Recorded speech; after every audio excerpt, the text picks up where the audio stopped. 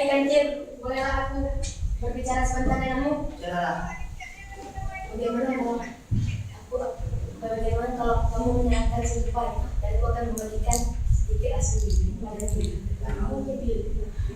Kamu sombong. Keesokan harinya mereka bermusyawarah kembali.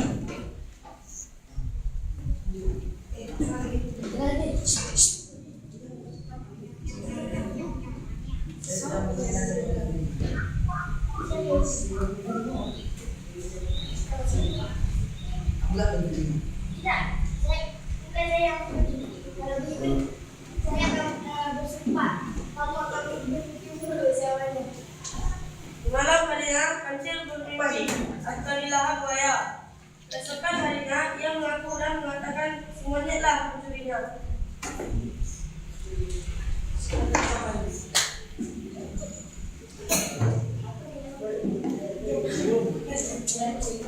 Lalu si monyet malu dan tidak ada yang ingin mendekatinya. Amalannya adalah Amalannya adalah kita tidak boleh berbohong dan tidak boleh mencuri karena mencuri dan berbohong adalah yang